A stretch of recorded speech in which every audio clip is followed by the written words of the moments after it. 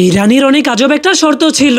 শর্তটা হলো যে তার সুন্দর নাকের সব থেকে ভালো ছবি আঁকতে পারবে তাকে সে তার স্বামী এবং রাজা বানাবে। কিন্তু যদি কেউ ছবিটাকে খারাপ ভাবে এঁকে দেয় তাকে রাজমহলের ছাদের উপর থেকে ফেলে মেরে ফেলা হবে এবং রানীর পালিত রাক্ষসের খাবার বানিয়ে দেওয়া হবে। এরপর একটা ছেলে অনেক চিন্তা ভাবনা করার পর একটা আপেলকে দেখে যখন সেই আপেলের ছবি আঁকার চেষ্টা করে তখন সেই ছবিটাকে বেকাতেরা এবং উল্টাপাল্টা ভাবে এঁকে দেয়, যা দেখে তার গুরু তার উপর অনেক রেগে যায়। যার কারণে সে অনেক রেগে ছেলেটাকে একটা শাস্তি দিয়ে বলে, তুমি এখন এই রানীর ছবিটাকে রানীর কাছে নিয়ে যাবে। তখন ছেলেটা খুব ভালো মতোই জানতো যে এটা খুব ভয়ঙ্কর একটা কাজ, কিন্তু সে তার গুরুর কথা অমান্য করতে পারবে না। তাই সে নিজের ভাগ্য পরীক্ষা করার জন্য রানীর রাজমহলে চলে আসে। কিন্তু সে যখনই রাজমহলের গেটের সামনে আসে তখনই একটা মাছি তার উপরে আক্রমণ করতে শুরু করে দেয়, যার কারণে সে মাছিটাকে মারার চেষ্টা করলেই মাছিটা তার হাত থেকে বেঁচে উড়ে যায়। এই জন্য সে অনেক রেগে রানীর পেন্টিং দিয়ে এই মাছিটাকে মারার চেষ্টা করতে শুরু করে দেয়। কিন্তু তখনই সে দেখতে পায় রানীর পেন্টিংটা একটু ভেঙে গিয়েছে, যার কারণে সে অনেক ভয় পেয়ে ভাবতে শুরু করে হয়তো রানীর ছবিটাও নষ্ট হয়ে গিয়েছে। তাই সে জলদি করে সেটাকে খুললে দেখতে পায় রানীর ছবির কোনো ক্ষতি হয়নি, যা দেখে তার টেনশন একটু কমলেই হঠাৎ করে সেই মাছিটা উড়ে উড়ে আবারও তার কাছে চলে আসে। কিন্তু এবার ছেলেটা মাছিটাকে থাপড় দিয়ে মেরে ফেললে সেই মাছির রক্তগুলো রানীর নাকের উপরে গিয়ে লেগে যায়, যা দেখে ছেলেটা অনেক ভয় পেয়ে রক্তের দাগগুলো ওঠানোর চেষ্টা করলেও দাগগুলো উঠছিল না। তাই সে জোরে জোরে ছবিটাকে ঘুষতে শুরু করে দিলে ভুল করে পুরো নাকটাকেই মুছে ফেলে,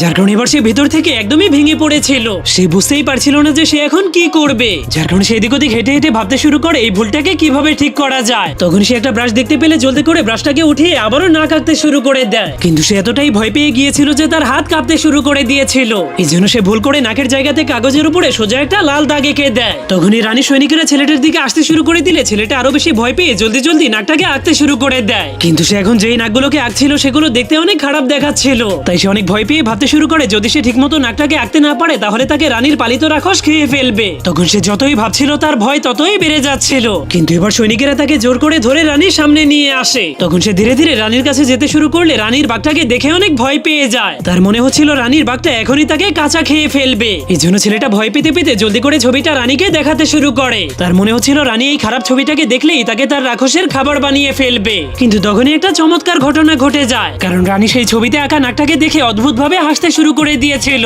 সেই নাকটা তার এতটাই পছন্দ হয়ে গিয়েছিল যে সে ওই ছেলেটাকে বিয়ের প্রস্তাব দিয়ে দিয়েছিল। কিন্তু ছেলেটা রানীর প্রস্তাবকে মানা করে দিয়েছিল। সে রানীকে বলে, আমি কোনোদিনই বিয়ে করতে চাই না, আমি সারা জীবন ছবি আঁকতে চাই। যা শুনে রানী দয়া দেখিয়ে ছেলেটাকে তার রাজ্যের বিশেষ ছবি আঁকার শিল্পীর চাকরি দিয়ে দেয়। এই জন্য ছেলেটা সেই ছবিটাকে মহলের দেয়ালের সঙ্গে লাগিয়ে দেয়, যাতে করে সে প্রতিদিন সেটাকে দেখে দেখে ভালো কিছু শিখতে পারে। কিন্তু সেই রাজমহলে চাকরি পাওয়ার পর থেকে ছেলেটা সেই পুরনো গুরু তার চাকর হয়ে যায়।